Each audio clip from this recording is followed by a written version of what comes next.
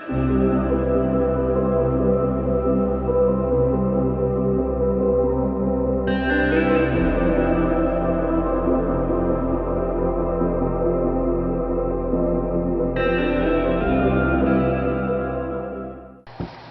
Momo Mama here.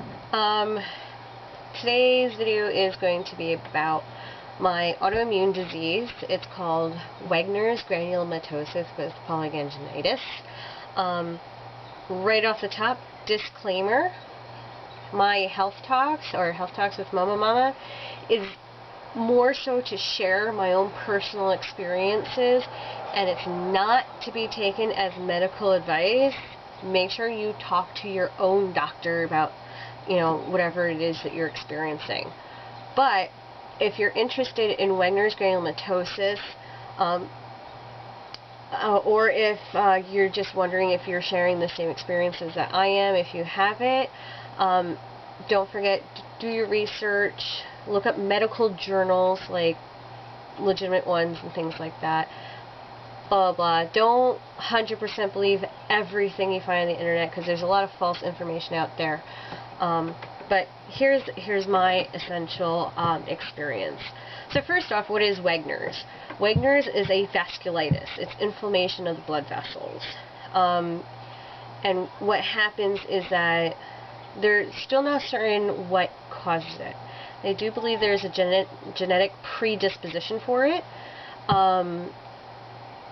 Or they believe that your body became exposed to an antigen, a foreign invading body, that protein receptors are identical to the protein receptors of your smaller blood vessels.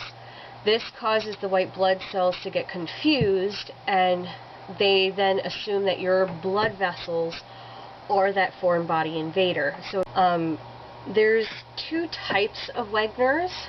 There's localized and generalized. Generalized means it's attacking multiple body systems. The two biggest ones that it attacks is the lungs and the kidneys.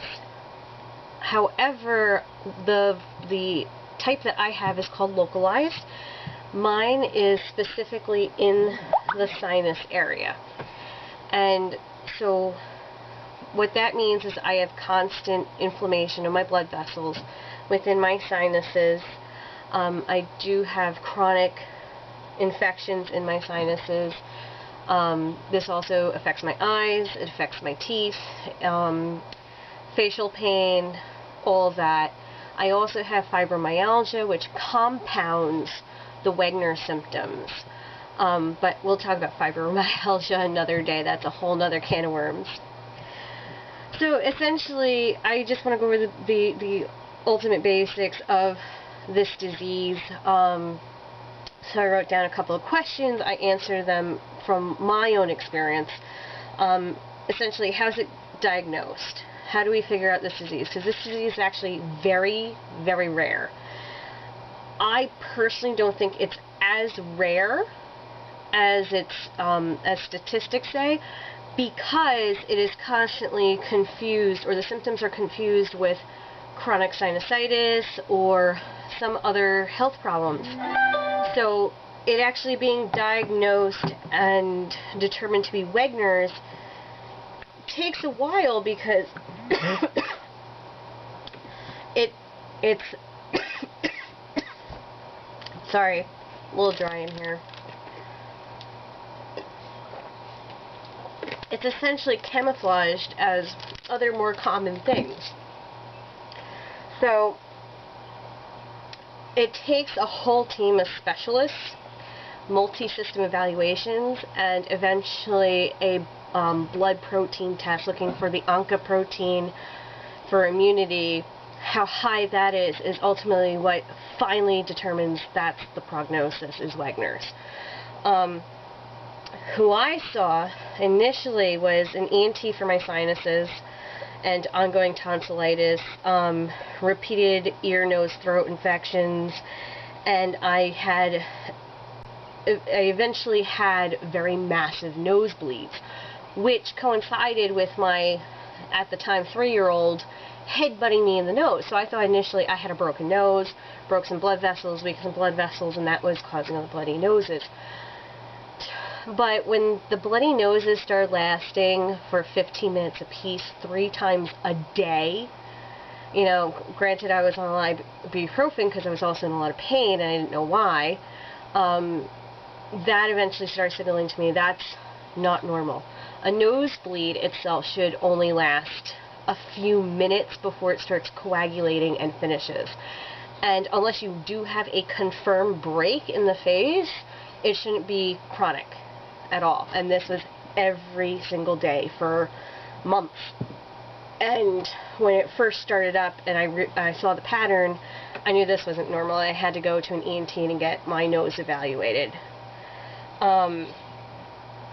And when I got to the ENT, he realized that there was a perforation in my septum. There's a hole going across the cartilage that separates your nostrils. He actually asked me if I ever had a piercing that went bad, and I said, no, I've never had nose piercings. I only have 2 ear piercings, that's it. And then he also asked me if I've done any sort of recreational drug use, and I said, no, I work on an ambulance. I'm usually the one picking those people up.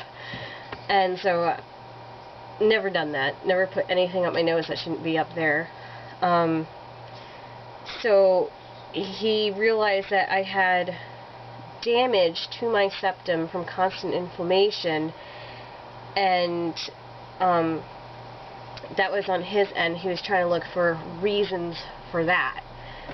I also then ended up seeing a cornea specialist because I had massive red eye. I called it a demon eye, and it was only half of my eye. You can see a little bit of bruising there, I believe, still. Nice, like, bluish-gray line. I got sent to a cornea specialist for episcleritis, which is the top layer of the sclera has inflammation and damage going on. And with the cornea specialist, he's like, there's very few things that cause episcleritis. One of which was Lyme's disease, which was what we were baking my money on because I live in a wooded area in upstate New York. I have dogs, cats, I have woods behind my house, so me getting a tick bite and getting Lyme's disease made sense, and with all these other symptoms I was having, like the pain and the inflammation. So we did what we called a shotgun blood test, where they just tested for a whole bunch of different things and a whole bunch of different markers, and I ended up seeing a rheumatologist. The rheumatologist immediately discovered, I was suffering from fibromyalgia, but that doesn't explain all the other things. He then further tested, more specifically, my proteins, my urine, to check my kidney function, had my lungs x-rayed, all of that, and simultaneously the ENT did quite a few scopes of my sinuses. Realized that steroids were bringing the inflammation down significantly, really fast. So he actually flat out asked me, do you have a family history of autoimmune diseases? And I said, no, not at all. But interesting you should mention that, because I have a rheumatologist right now and he thinks I might have one. And the ENT is like, which one? And I said, well, we're thinking Wegener's. And the ENT got all sorts of excited, because that's exactly what he thought it was. All the actual sinus problems were starting to head into that direction. He got very excited by it. And even more so because if it was in fact Wegener's, this is the earliest he's ever seen Wegener's caught, and got to see the entire progression of the inflammation and damage in my own particular sinuses and nose. That, you know, I kind of became a case study for him, and he was very excited by this. And anytime he had students in his office, they came to see me whenever I had an appointment, because my disease is so rare. He said I'm only like maybe the 4th case he's had in like 30 plus years of ENT medicine. So after that, and the blood work finally came back with the protein was high enough to say, yes, you do in fact have Wegener's, I was diagnosed with Wegener's, and that's when we had to start my treatment. So here's what my essential symptoms were. I get a triangulation of pain right through here. It feels like I'm constantly being punched in the face. The pain radiates to my teeth, which is how I know it's not like a cavity or something, because I have one down here and I can feel the pain, especially with sugar, radiates to my jaw. But this radiates up to my teeth. I mean, from my sinuses down into my teeth. And I did have facial x-rays when I had an oral surgeon remove my wisdom teeth. She did say that the very ends of the roots of my teeth do actually touch my sinuses. So that's actually not surprising. I had wisdom teeth and gallbladder all taken out all along the same time frame that the Wegener's was being discovered. When I have a flare-up, I do get facial swelling. My face turns into like this moon-shaped face, like the moon emoji. I get severe tendinitis, head-to-toe musculoskeletal pain that's not relieved by movement, which is what finally I've discovered separated Wegener pain from fibromyalgia pain. Fibromyalgia pain, yes, I wake up stiff and painful in the morning, but once I get moving, it's like my joints are relubricated and I'm fine. The Wegener's pain only gets relieved with an anti-inflammatory like ibuprofen. If I don't have my treatment within a reasonable time frame from the start of those symptoms and a flare-up, I eventually feel like I'm dying. I feel like I'm in so much pain I'm going to collapse and keel over. It becomes very debilitating. I start with getting severe tendinitis and edema. And these are very specific to my Wegener flare-ups. Like, it's obviously different. So what is my treatment? What is the treatment for Wegener's? I'm talking about this disease that is so rare. You barely know anything about it. We know what it does, and we actually do know how to treat it. It's very, very treatable, especially if you catch it early, and I caught it very early. And there's all sorts of treatment options available to you based on your own personal conditions and your own personal goals. I still want to have children in the future, so that actually took quite a few medications off the table because they are known to cause infertility. So what I do is I take supplements every day that enhances various nutrients that I lack by either just not eating right, or I just don't process it as efficiently as I would if I were a healthy individual. I take a very low dose now of steroids. I started at 60 milligrams of prednisone. I'm now down to 5 every other day, which is amazing. I'm on an antibiotic, which I was taking every day. Then we discovered that was really messing up my stomach system. It was unnecessary because I really wasn't getting sick 3 months after my infusion.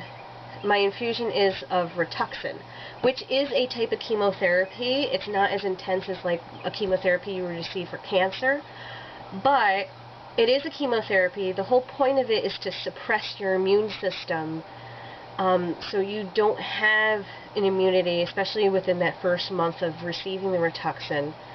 So the antibiotic is really just to prevent infections. I see an infectious disease doctor who essentially has to treat me like an HIV patient because they lack an immune system and they have to prevent other, common cold diseases, because that stuff can actually kill you if you have no immune system.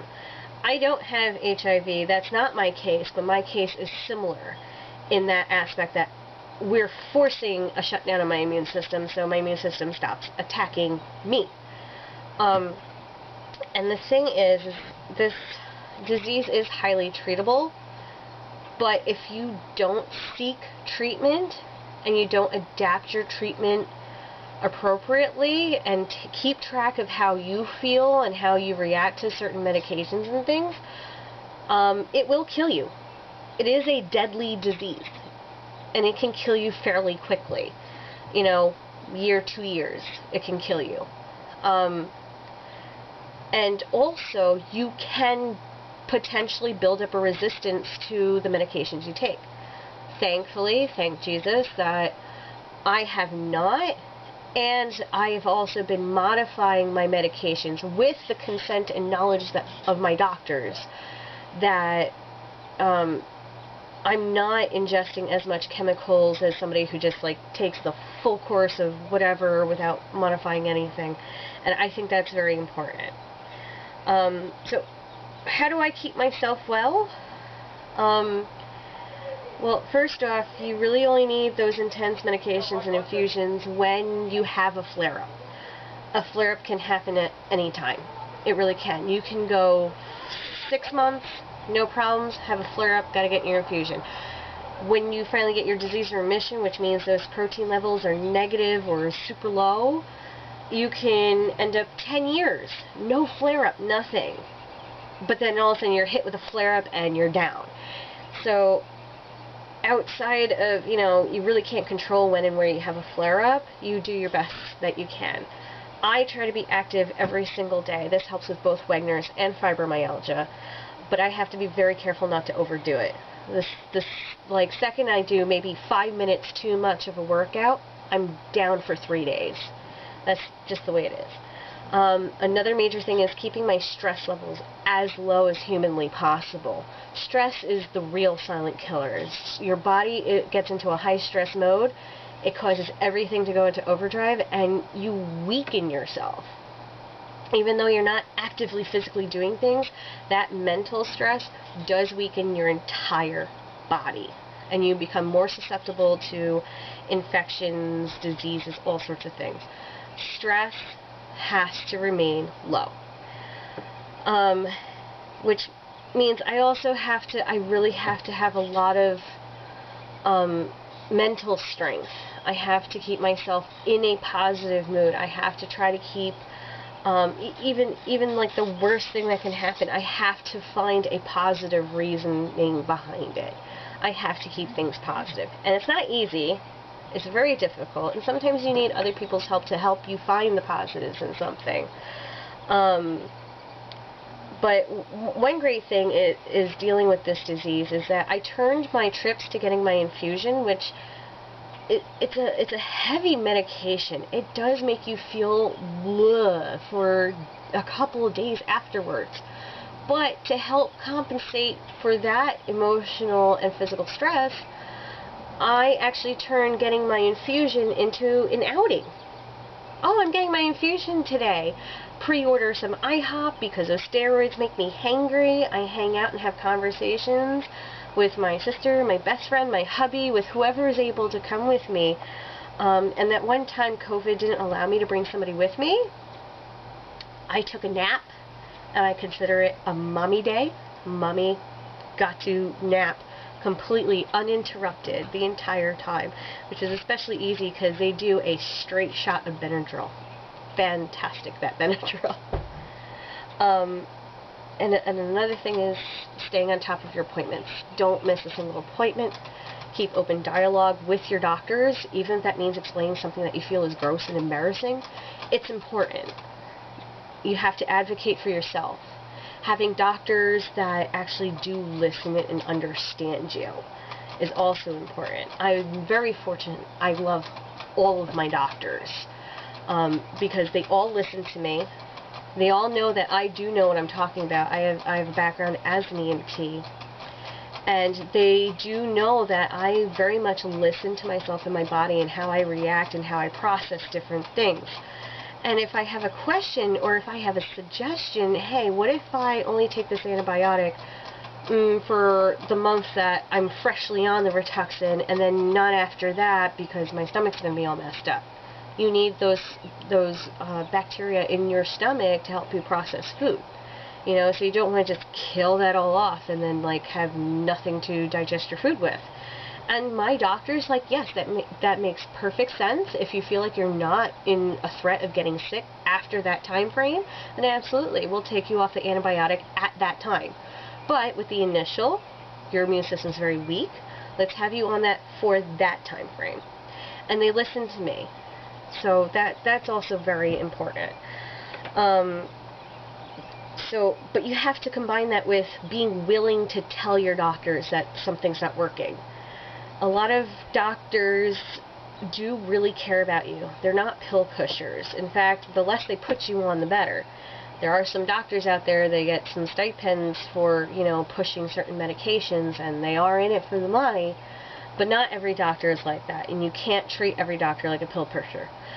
Feel them out, see where they're coming from, see if they listen to you. Some doctors also deal with a lot of patients that feel like they have this, that, and the other thing. They're hypochondriacs, and they get tired of it, and they're like, look, you don't have this thing. And sometimes the patient's not listening to the reasons why the doctor doesn't think they have that. If your doctor wants to actually sit you down and explain to you why this and why not that, listen to them. You have to listen. Doesn't mean you necessarily have to follow through with your treatment if you really are against it, but do listen to what they have to say. They go to school for this. They're trained in this. Okay, not everything's a giant conspiracy to push big pharma. That's essentially what I'm saying. But you do have those few doctors that are like that. They have a God complex, and they think that their word is final, and they know best about everything and everyone. If you have a doctor like that, find another doctor ASAP. Your doctor should always be willing to listen to you, and always willing to explain when you have questions. Never be afraid to advocate for yourself.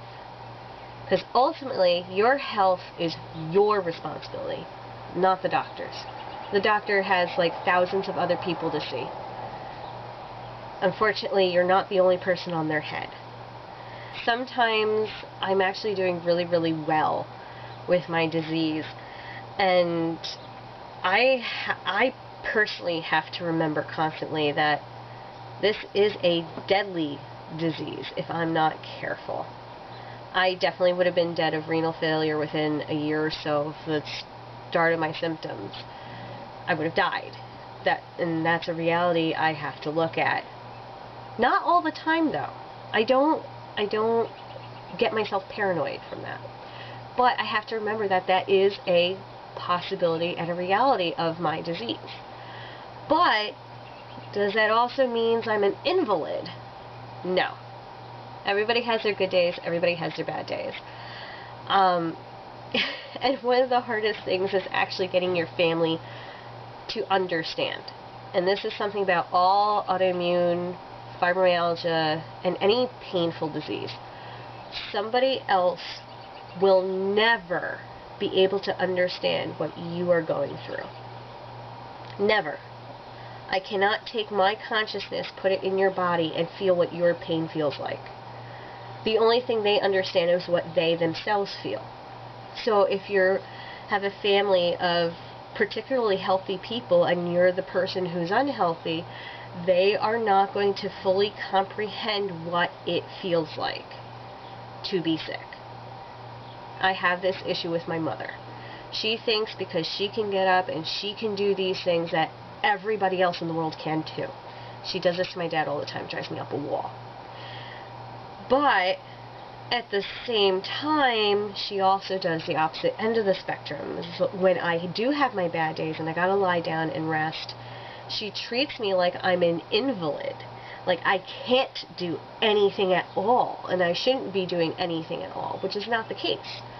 When I need to rest, I should rest. When I have the energy, I should get done what I think I could get done without overstressing or overtiring myself. But that's on me to understand and balance out.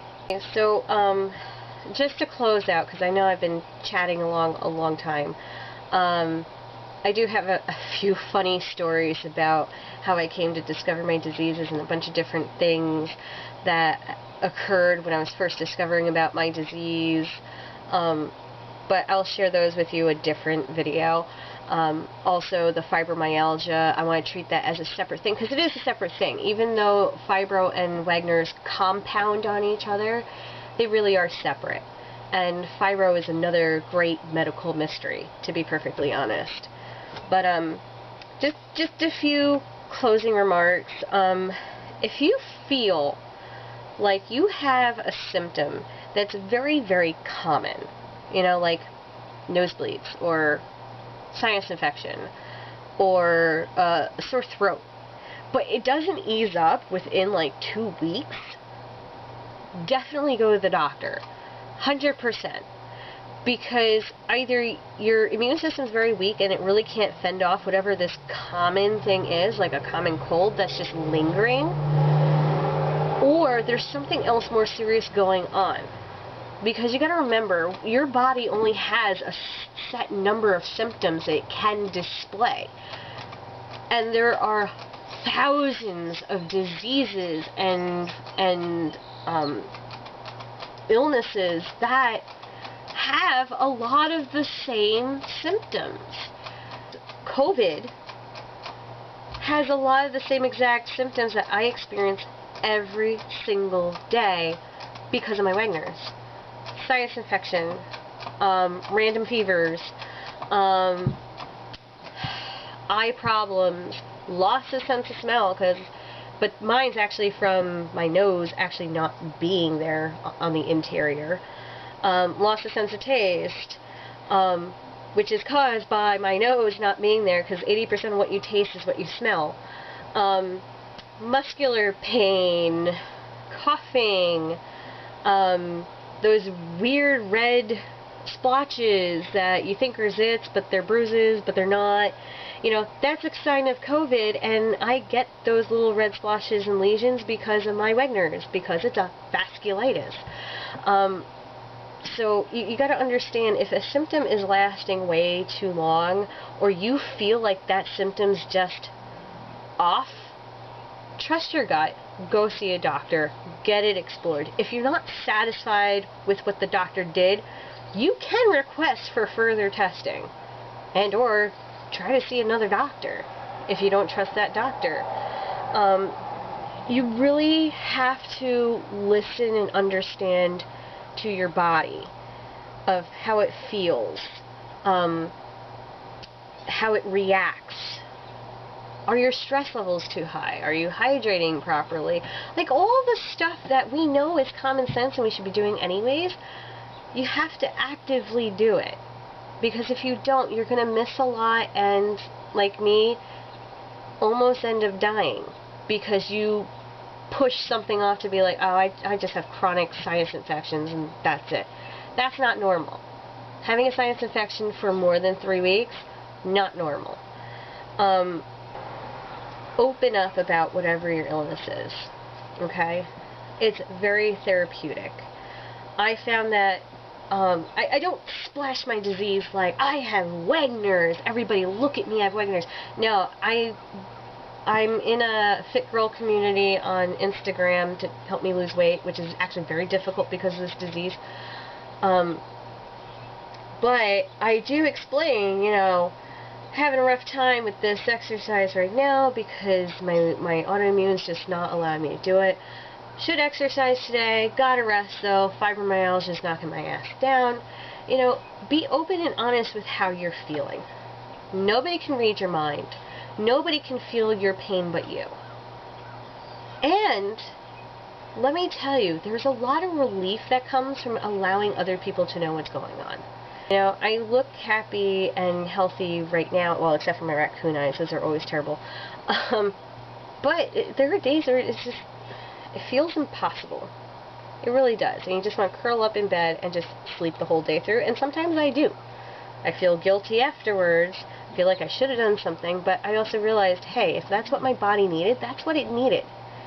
And if I didn't do that, I would be going a whole week without doing the things I need to do. As opposed to take one day off, got all this energy for the rest of the week. Life becomes easier the more of an open book you become. And not just with, like, your health, but, like, with just what's going on in your life. Like, yeah, there's some things that other people don't need to know. And there are some things other people just need to know, you know, like, I'm having a situation at work today. That's all they need to know. But if you hide everything, people are going to assume that you're fine when you're not actually fine. And having open dialogue is very important, especially in this day and age where we feel so secluded and cut off from each other, and we're actually starving for that social interaction. So take it easy. If you have similar disease or similar experience and you want to share, definitely, comment down below. You can subscribe and follow. I don't care if you do. It'd be nice, but that's not my goal here. My goal is to just share my experiences as Momo Mama. So thank you, and have a good day.